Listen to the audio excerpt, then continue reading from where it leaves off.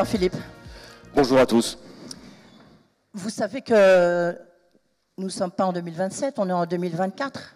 Oui, ça ne m'a pas échappé. Et je vous propose de considérer que l'heure est grave et donc de se concentrer sur les enjeux. Non, si je vous pose la question, 24. c'est pour savoir, c'est que vous êtes le chef de votre parti que vous avez créé, il s'appelle Horizon.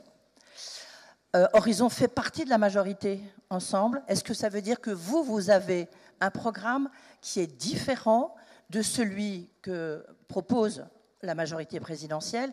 Et en quoi est-il différent? Est-ce que vous pensez sur les questions de fiscalité, de pouvoir d'achat, de retraite, qui sont vraiment au cœur, on voit bien, de ces élections législatives? Est-ce que pour vous, vous avez une différence? Alors écoutez, je vais vous dire les choses assez simplement. Le dimanche 9 juin dernier, le président de la République a choisi de dissoudre l'Assemblée nationale. Ça n'a échappé à personne ici. C'est sa décision, elle est souveraine, il l'a prise. Il y a beaucoup de gens qui peuvent se poser la question de savoir si c'était une décision opportune ou inopportune, si c'est une chance ou si c'est un risque, si c'est bien ou si c'est pas bien. Je pense que dans cette salle, il y a beaucoup de gens qui ont un avis. Je peux vous dire que j'ai un avis extrêmement précis sur le sujet.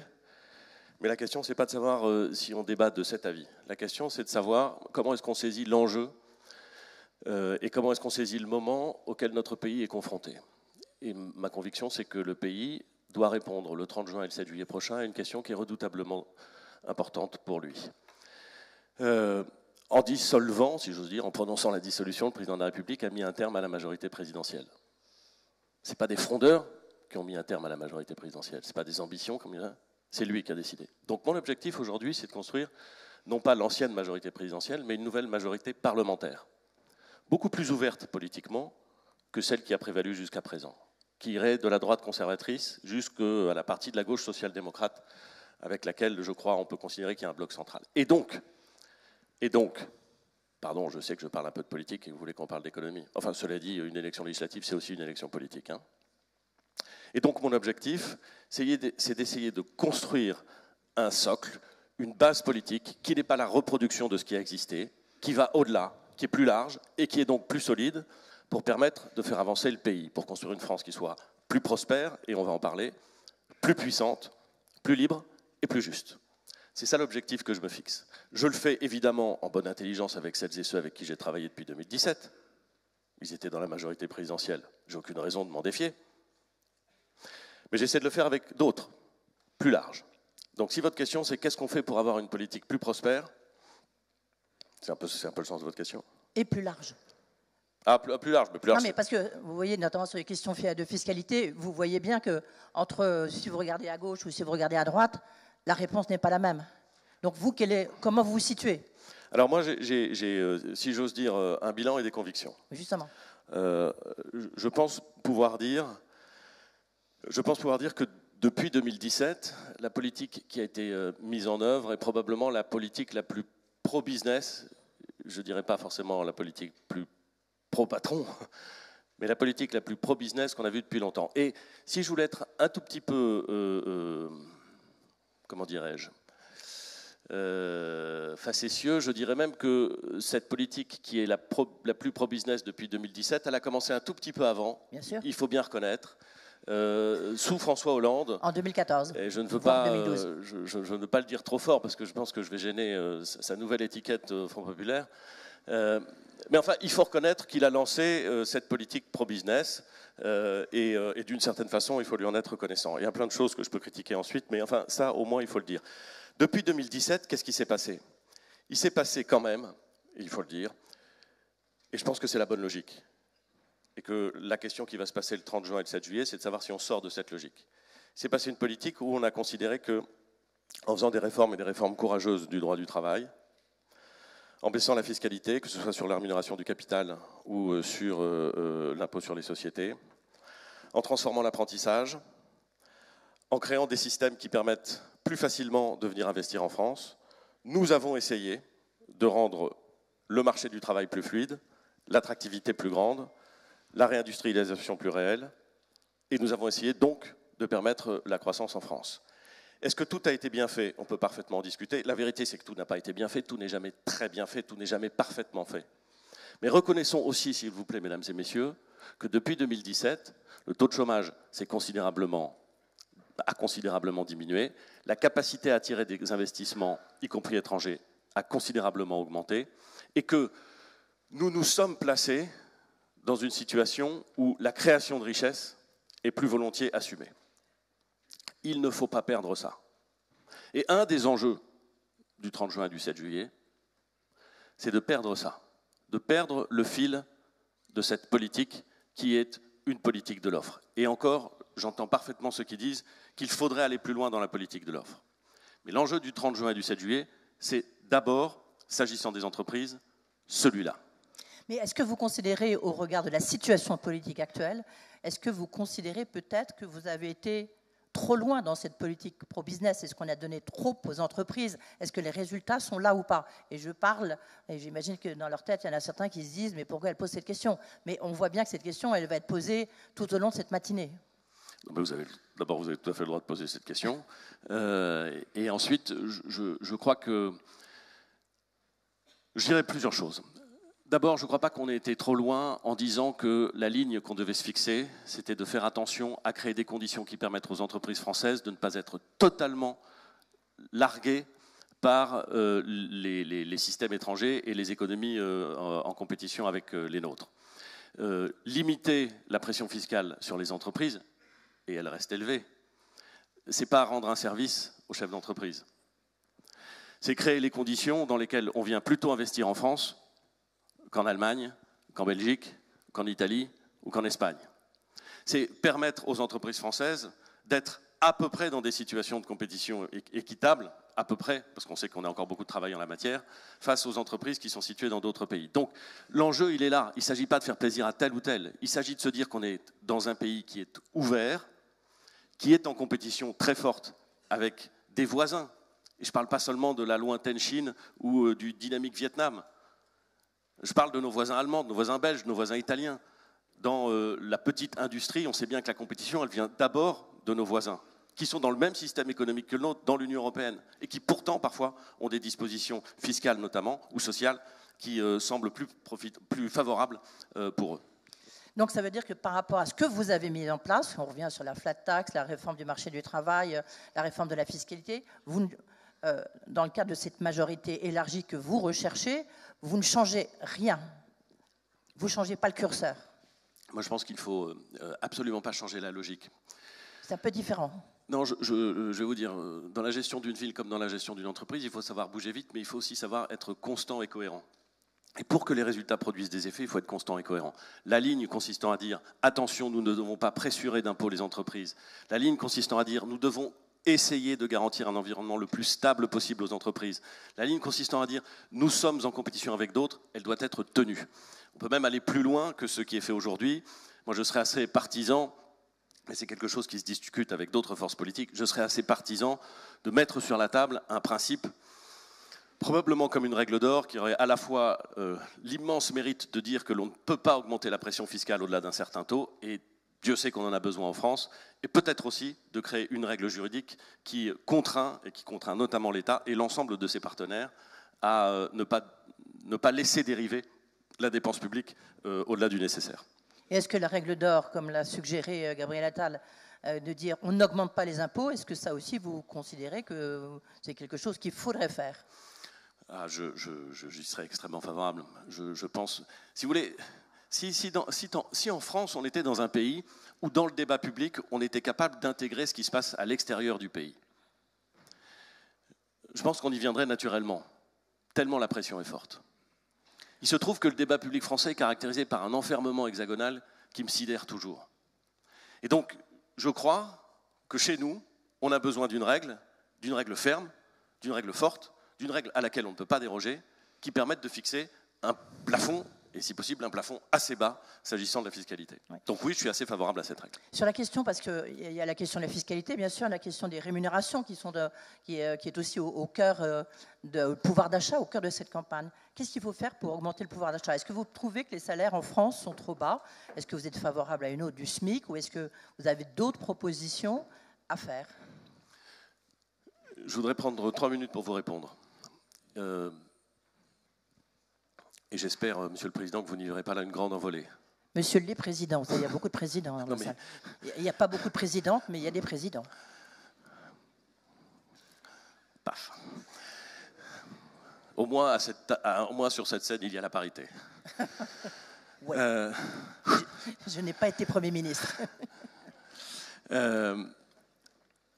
Dans les grands sujets que je vois pour l'économie française demain, et évidemment pour le monde des entreprises,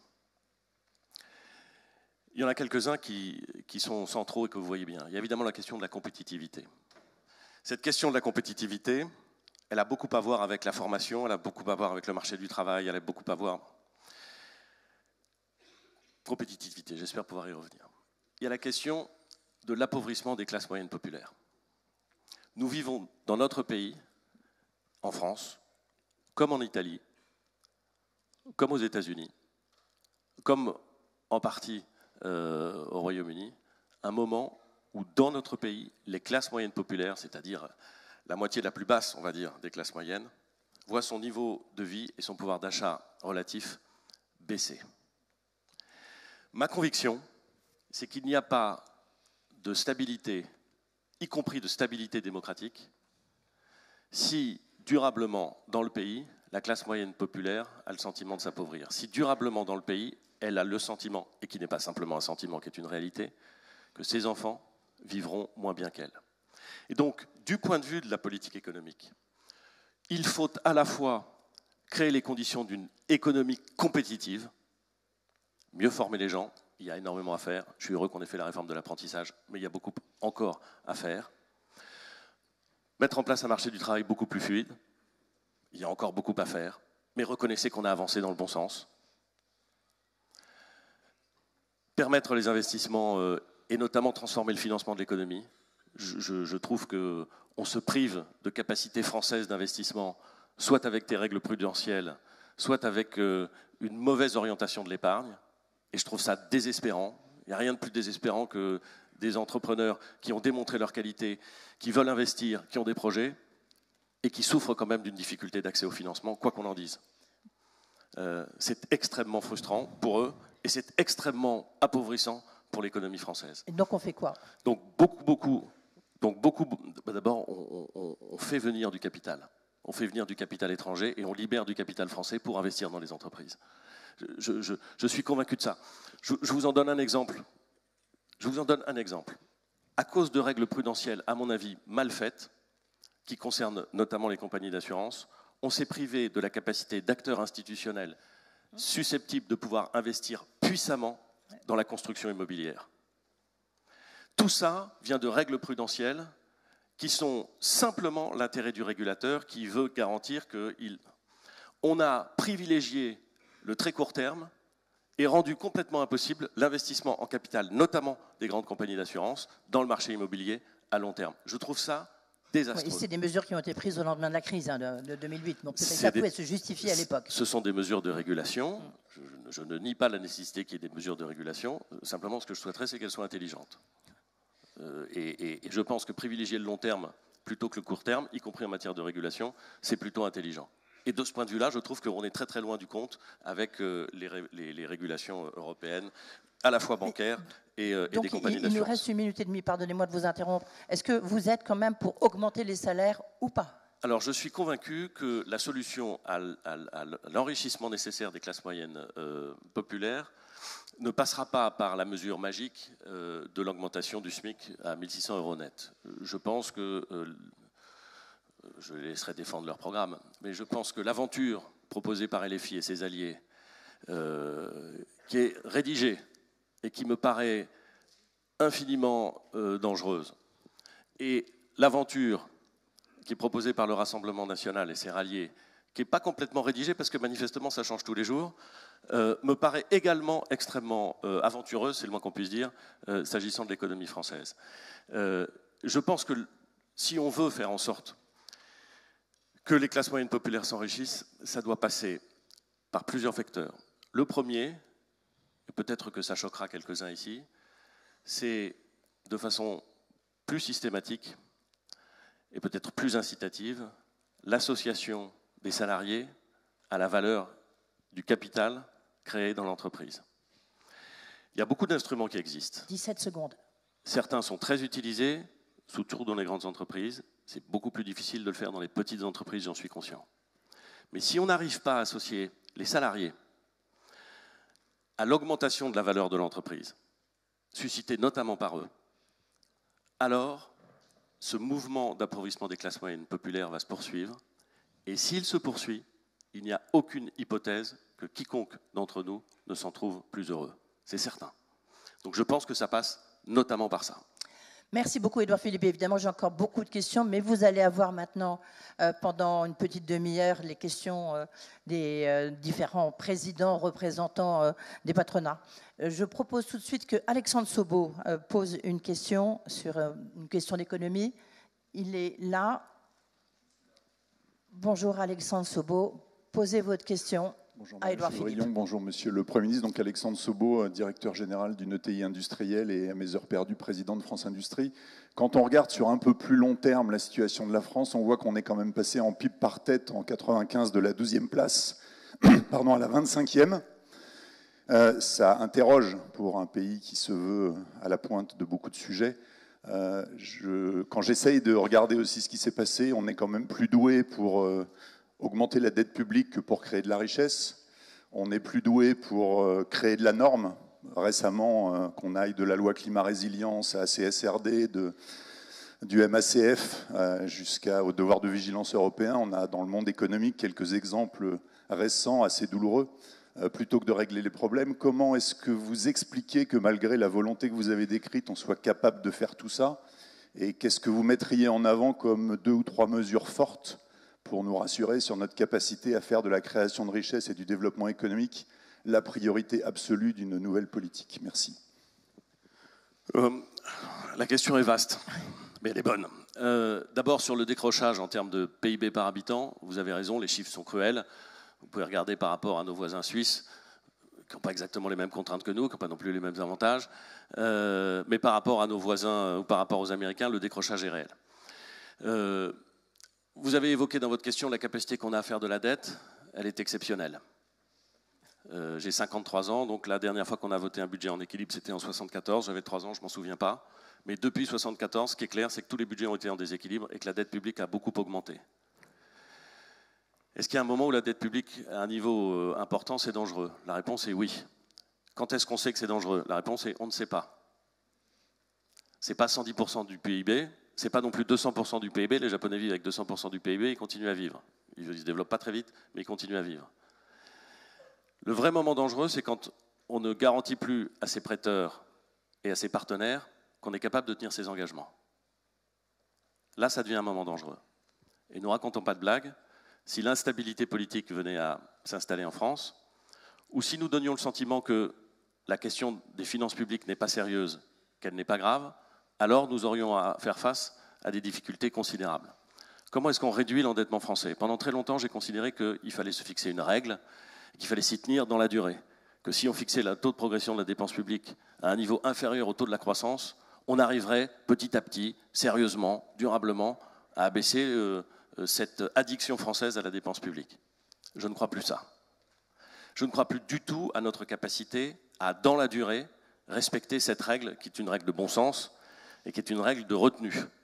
Je pense donc que si on veut réduire la dette et si on veut réduire la dépense publique, il va falloir regarder la réalité en face. Ça veut dire contenir l'évolution de la dépense sociale. Ce sera plus difficile sur la maladie que sur d'autres sujets. Ça veut dire trancher dans des politiques publiques qui coûtent cher et qui ne fonctionnent pas bien. Et si on se dit les choses, dans les politiques publiques qui coûtent cher et qui ne fonctionnent pas bien, il y en a un certain nombre qui concernent le monde de la production. Je pense notamment à la politique du logement. Je ne dis pas qu'il faut arrêter la politique du logement. Je dis que 40 milliards en matière de politique du logement, pour ce résultat, c'est très cher payé. Il faut donc qu'on débarrasse l'État d'un certain nombre de sujets dont il n'a pas à s'occuper. Ça fera du bien à tout le monde. Et je vais même vous dire, ça fera du bien à l'État. Il en a besoin. S'il veut se concentrer sur l'essentiel, s'il veut se concentrer sur ce sur quoi personne d'autre ne pourra intervenir de façon crédible, il a besoin de se dégager de toute une partie de son action. Et c'est facile à dire, et c'est pas facile à faire, je peux vous dire. Parce que la pression, y compris la pression de la société civile, y compris la pression parfois du monde économique, c'est aussi parfois à plus de régulation et à plus de dépenses. Mais il est clair qu'on ne s'en sortira pas et qu'on ne pourra pas être compétitif par rapport à nos voisins avec ce niveau d'endettement et avec cette addiction, à mon avis, extrêmement dangereuse à la dépense publique. Merci, Édouard Philippe. Deuxième question, une question de l'Institut de l'entreprise et de sa représentante Flora Don-Simoni, question des impôts. Donc, vous pourrez poursuivre votre réponse. Madame. Bonjour, Monsieur le Premier ministre. Ma question porte sur les impôts de production. Que pensez-vous de la situation actuelle qui place la France dans une situation bien moins favorable que ses voisins en Europe? Merci. Les impôts de production, ce n'est pas les impôts les plus malins qu'on connaisse. Hein. Pour autant qu'il y ait des impôts malins. Mais enfin, il y en a qui sont plus malins que d'autres. Les impôts de production ne sont pas les plus malins qu'on connaisse. Deux petits sujets sur les impôts de production. D'abord, il y a des impôts de production qui financent des politiques locales et des collectivités territoriales. Y toucher, ça veut dire, pour l'État, si on veut les baisser, ça veut dire nécessairement s'interroger sur la façon dont on va pouvoir compenser vis-à-vis des collectivités territoriales cette baisse de rémunération. C'est particulièrement clair pour le VT, le versement transport, c'est l'instrument de financement de toutes les politiques publiques de transport au niveau local, qui sont des politiques extrêmement importantes. Je ne dis pas que c'est un bon impôt, le VT, mais je dis que si on y touche, on a sérieusement intérêt à conserver une recette dynamique pour financer des politiques publiques locales de transport qui sont absolument essentielles pour la vie, et d'ailleurs accessoirement pour la relation entre le travail et le domicile, pour tous les aspects de la vie publique. Ensuite, vous me demandez s'il faut baisser les impôts de production. Oui, la question c'est est-ce qu'on est capable de le faire de façon crédible? Moi, je vous ai dit ce que je pensais sur la baisse nécessaire des impôts. Je ne vais pas changer un mot de ce que je pense et de ce que j'ai fait entre 2017 et 2020 en la matière. Mais je vous ai dit aussi que les gens qui expliquent que c'est possible de raser gratis m'inquiètent. Et comme en ce moment, il y a manifestement une épidémie, ça m'inquiète beaucoup. Raser gratis, ça n'existe pas. Raser gratis, ça veut dire raser gratis et ensuite payer très cher. Donc, je veux bien qu'on baisse les impôts de production, mais je veux que toutes les baisses d'impôts, elles soient mises au regard d'une baisse réelle de la dépense publique. Et ça, honnêtement, c'est un tout petit peu plus compliqué. Donc moi, ce que je vous propose, c'est un pacte où on se fixe comme objectif de baisser les impôts, de continuer dans le même sens, c'est-à-dire d'essayer de faire en sorte, par la baisse de la pression fiscale, de rendre le pays plus prospère. Vous êtes pour la suppression de la CVAE totale? Mais qu'on mette systématiquement en face de la baisse d'un impôt, y compris d'un impôt de production, un programme de baisse réelle de la dépense publique. Si on fait ça, et si on se met d'accord là-dessus, pas de problème. Si on me dit on baisse la CVAE, on enlève 20 milliards en matière d'impôts de production, et en face de 20 milliards d'impôts de production en moins, on baisse 20 milliards d'euros dans la politique du logement qui fonctionne pas mal, qui fonctionne pas bien, je prends. Je suis d'accord. Mais il faut que tout le monde soit d'accord. Il ne faut pas qu'on vienne ensuite demander à gauche ce qu'on a baissé à droite. Ça n'est pas gauche et droite politique, hein. C'était géographique, là, en l'occurrence. Voilà ma réponse. Merci. Et pardon, hein, je sais bien que vous dire ça, c'est moins facile que de dire oui, bien sûr, il faut baisser la CVAE. Hein, je sais.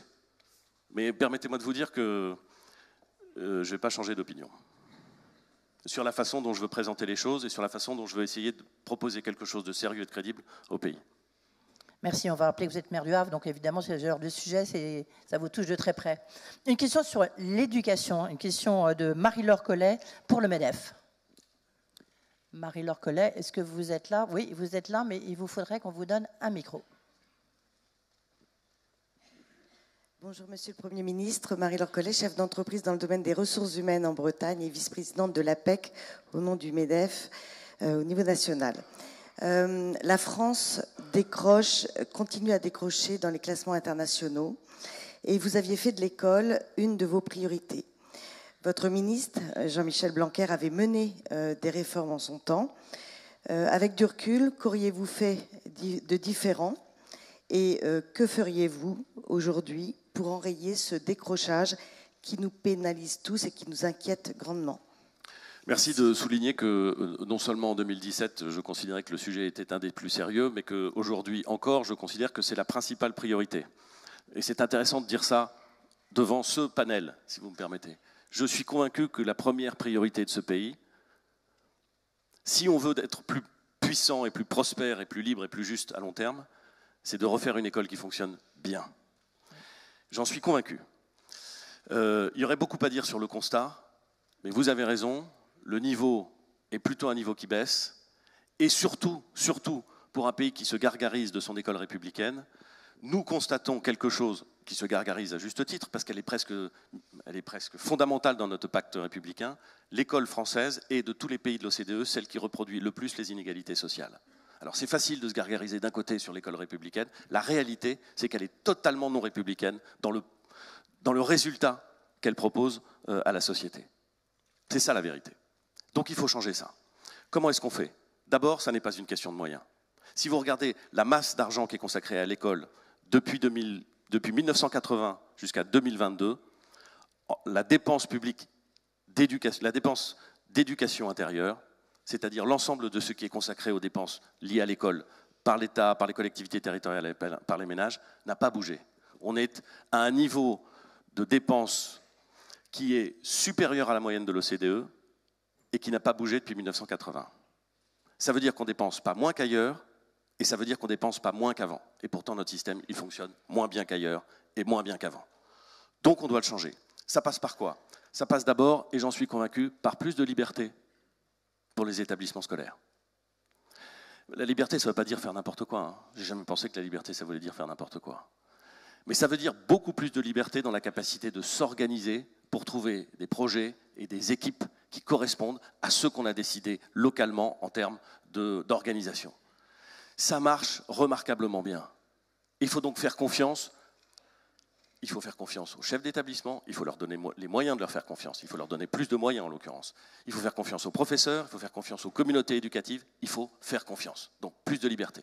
Deuxième sujet, il faut qu'on accepte l'idée que les professeurs doivent être mieux payés, et nettement mieux payés. Il y aurait quelque chose d'extraordinaire dans cette salle, à dire l'école est la première préoccupation. Et à vous, qui savez tous que pour garder les meilleurs dans vos entreprises, ou pour les attirer, vous devez leur proposer des choses qui sont attirantes, et notamment attirantes financièrement. Un projet, bien sûr, parce qu'on ne vient pas simplement pour l'argent. Un projet, un état d'esprit, une aventure entrepreneuriale, c'est vrai, mais aussi une rémunération digne. Pourquoi ce serait différent dans l'école? Donc on doit augmenter les professeurs, on doit modifier leur formation. Leur formation est insatisfaisante aujourd'hui. Et un certain nombre de choses ont été engagées en la matière, et c'est tant mieux. On doit aller beaucoup plus loin. On doit réviser leur carrière. Pardon, est-ce qu'on a les moyens de les augmenter? Oui. C'est ça le problème, c'est qu'on n'a pas de marge de manœuvre vu l'état des déficits. On n'a pas de marge de manœuvre parce qu'on ne s'en crée pas. Si vous voulez continuer à faire tout comme avant, vous n'avez pas de marge de manœuvre puisque vous n'en avez plus. Donc il y a des choses qu'il va falloir arrêter et il va falloir se consacrer à ses priorités. Mais non de non, c'est la vie ça. Quand vous êtes face à un problème, vous vous consacrez à ce qui est le plus important. Et puis vous mettez de côté ce qui est un peu moins important. Ça ne veut pas dire que vous arrêtez complètement parfois, mais ça veut dire que vous mettez de côté. Ce n'est pas ça le plus important. Si on considère que l'école est le plus important, alors on y consacre des moyens. Et à mon avis, ce sont des moyens qui vont payer. Je termine juste, s'il vous plaît. Liberté plus grande liberté pour les écoles, meilleure formation, meilleure rémunération, transformation des carrières des professeurs. C'est complètement dingue de proposer aux professeurs de commencer à 23 ans leur métier et de l'exercer dans les mêmes conditions jusqu'à 62, 63, 64 ans. C'est fou. Il faut transformer les carrières, il faut qu'il y ait des bifurcations, il faut qu'à un moment ou un autre, on puisse changer la façon dont on exerce, avoir des toutes petites classes parfois, faire de l'encadrement pour les plus jeunes. Ces choses-là, elles sont possibles. Mais simplement, il faut les penser, il faut les accepter face à un corps social dont je reconnais qu'il a une certaine capacité à être inquiet lorsqu'on lui propose de se transformer.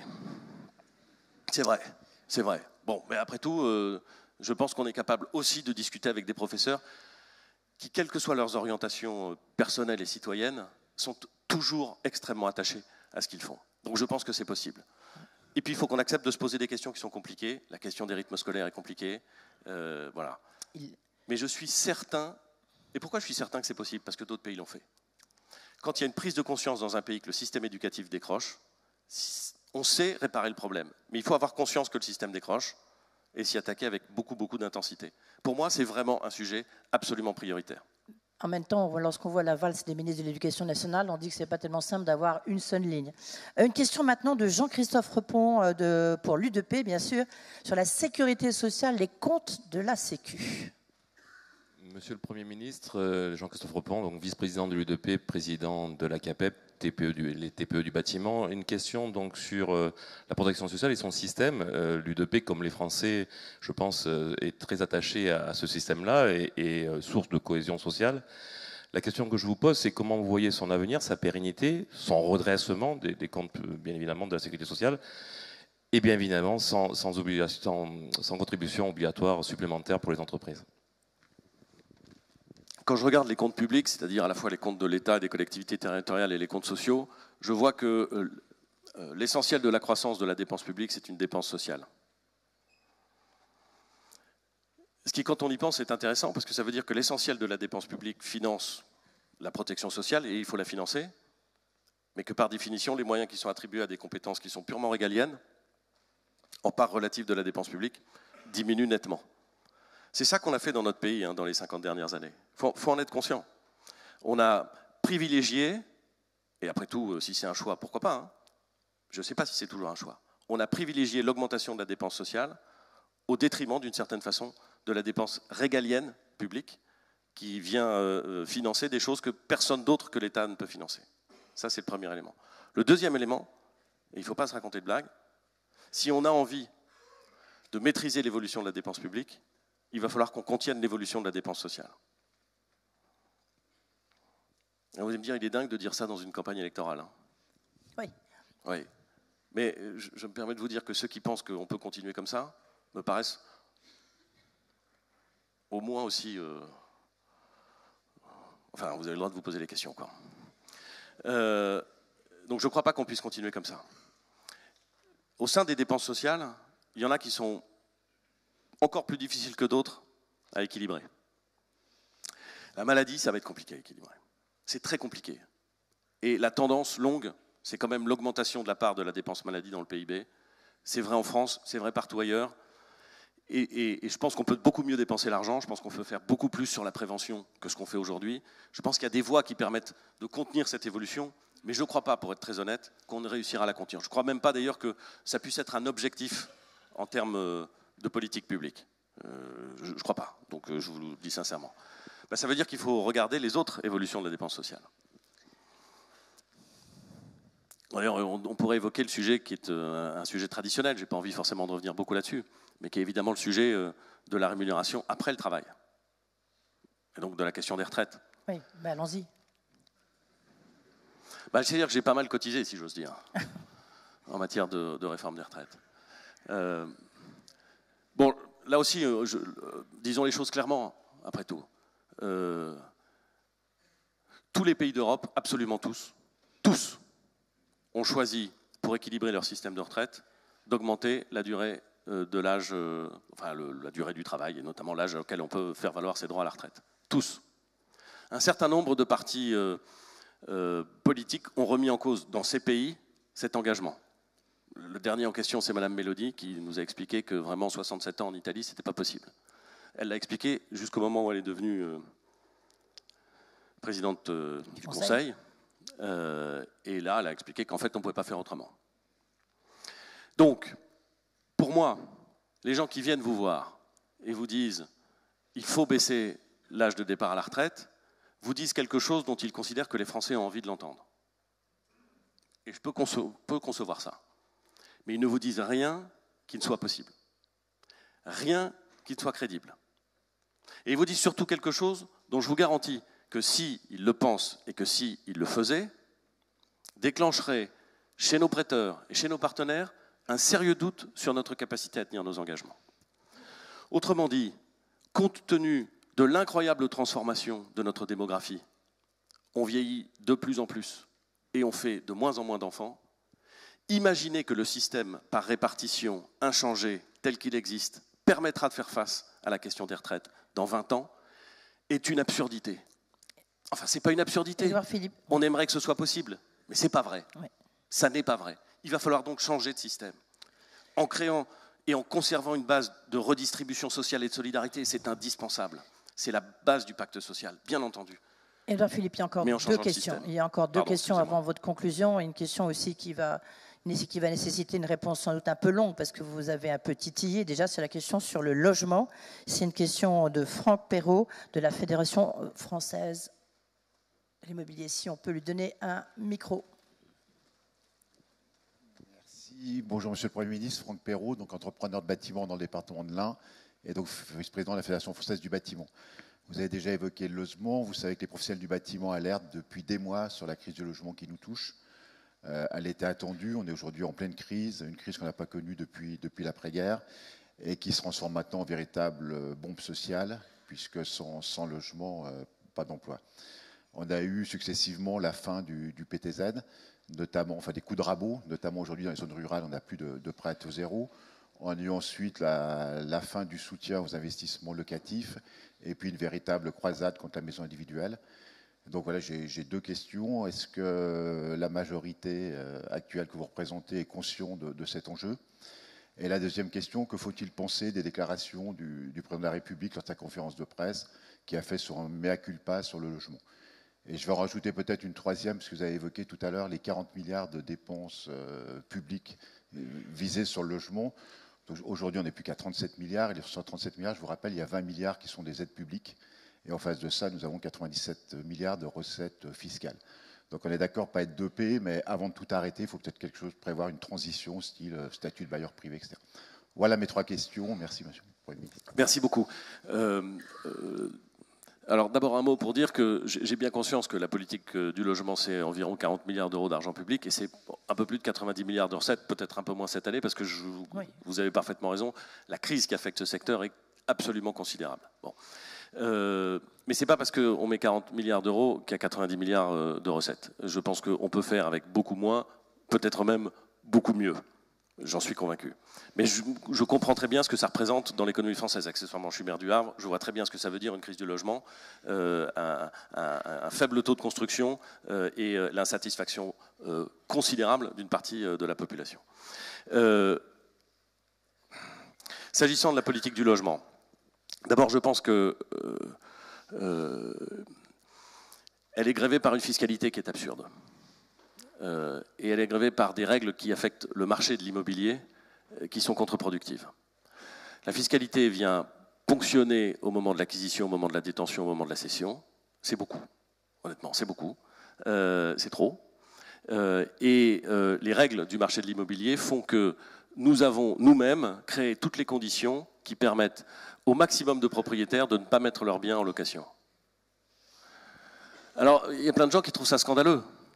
Mais quand vous n'êtes pas sûr de récupérer votre logement au moment où vous en avez besoin, quand vous prenez beaucoup moins de risques en faisant de la location de très courte durée plutôt que de la location de longue durée, vous faites de la location de très courte durée et donc vous asséchez le marché de la location de longue durée. Quand vous enlevez les investisseurs immobiliers, les investisseurs institutionnels de la détention du patrimoine immobilier, vous créez aussi une certaine forme d'insatisfaction. On a une fiscalité et on a des règles du marché de l'immobilier qui ne sont pas satisfaisantes, qu'il faut corriger, à mon avis, dans le sens d'un peu plus de liberté, ça ne fera de mal à personne, pour rendre ce marché de l'immobilier un peu plus fluide, et là encore, ça ne fera de mal à personne. C'est la première chose. La deuxième chose, c'est qu'à mon sens, il faut que nous passions, en matière de politique du logement, d'une logique de subvention et de fonctionnement à une logique d'investissement. Je parle pour l'argent public. Il faut qu'un euro de la politique du logement dépensé par l'État ou pour le compte de l'État puisse être valorisé comme un euro de capital susceptible d'être mobilisé le jour de la cession, 20, 30 ou 40 ans après, pour pouvoir faire du désendettement de l'État.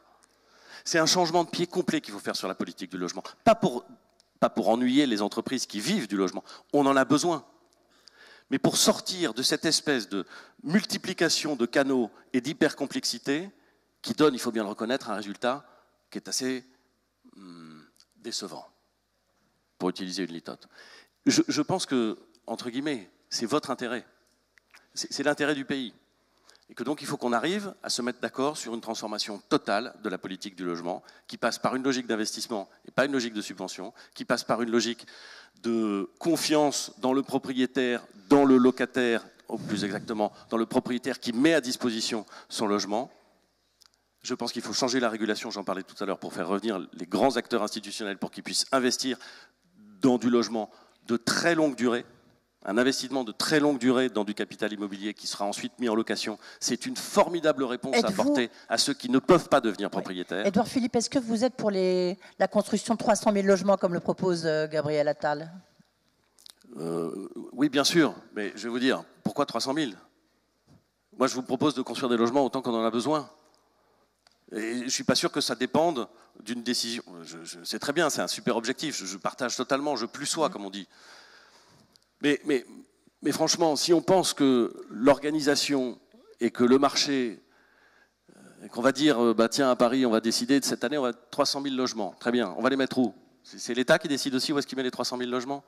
Enfin, vous voyez bien que ça ne marche pas bien. C'est une logique qu'on connaît. Elle ne produit pas des très bons résultats. Elle permet de construire, bien sûr, mais elle ne produit pas des très bons résultats. Donc, je propose qu'on change totalement de logique s'agissant de la politique du logement. Et si vous voulez, monsieur, il y a beaucoup de choses qui vont jouer le 30 juin et le 7 juillet. Mais la vie politique ne va pas s'arrêter le 30 juin et le 7 juillet. Il y a d'autres échéances qui viendront. Et je serais ravi qu'on puisse discuter de savoir comment est-ce qu'on peut goupiller une politique intelligente du logement. Parce que vous voyez, je considère que la suite, ça se prépare aussi. Édouard Philippe, une dernière question. Oui. Sur la simplification. Une question au nom du CJD de Mathieu Etzner.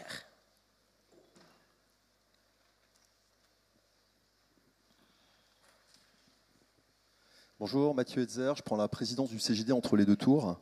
Monsieur le Premier ministre, une question. Le dispositif ZAN, zéro artificialisation nette, imaginé par la Convention citoyenne pour le climat et créé par la loi Climat et Résilience de 2021, encourage la sobriété foncière, tandis que le ZFE, les zones à faible émission, plus anciennes, ont été rendues obligatoires dans toutes les agglomérations de plus de 150 000 habitants la même année. Ces dispositifs en faveur de la transition écologique et adoptés par vos successeurs ont un impact direct sur l'activité des entreprises et le quotidien des Français. Quelle est votre position aujourd'hui, après quelques années d'application? Le ZAN est un irritant majeur de la vie des maires et de la vie des promoteurs et de ceux qui veulent construire. Irritant majeur. Les maires considèrent que en limitant leur capacité à construire et à aménager leur territoire, on limite leur liberté, on limite les possibilités pour eux de construire l'ensemble immobilier qui va permettre de sauver l'école. Et ça se prend au sérieux parce que c'est un vrai sujet. Donc je ne sais pas si le ZAN est parfait, je ne crois pas. Mais il y a une chose sur laquelle je suis absolument convaincu, c'est qu'on a bouffé en France, pardon, je ne devrais pas dire ça comme ça, c'est qu'on a consommé du foncier en France de façon totalement déraisonnée dans les 50 dernières années. La surconsommation foncière, l'étalement urbain, l'incroyable développement des zones commerciales horizontales et très très vastes, tout cela ne me paraît pas être un aménagement du territoire intelligent. Et donc, se dire qu'à l'avenir, il va falloir créer une forme de pression pour qu'on transforme les sols déjà utilisés avec des nouvelles fonctions et pour qu'on limite la consommation foncière, pas simplement pour le plaisir de se dire qu'on est écologiste, hein, mais pour préserver un cadre de vie, pour préserver la possibilité d'avoir des productions agricoles qui ne sont pas trop loin et qui ne sont pas trop compliquées, me semble un vrai objectif. Donc je partage l'objectif. Je suis en train de le mettre en œuvre au Havre. Je suis parfaitement conscient des difficultés de mise en œuvre. Voilà. Je suis d'autant plus conscient des difficultés que, parce qu'on est en France, on n'a pas totalement peur de la surréglementation. Donc en plus du ZAN, on a créé des logiques de compensation.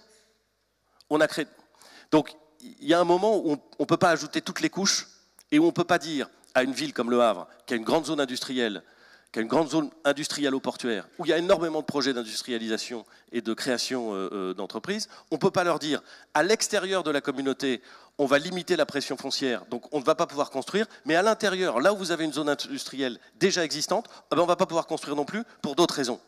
Il y a un moment où on va avoir besoin d'investir. Donc il faut limiter la pression foncière, mais essayer d'avoir un dispositif cohérent. Je pense donc que la bonne solution, ça n'est pas nécessairement aujourd'hui de revenir sur le ZAN, mais c'est d'assouplir très largement les réglementations à l'intérieur de ce ZAN.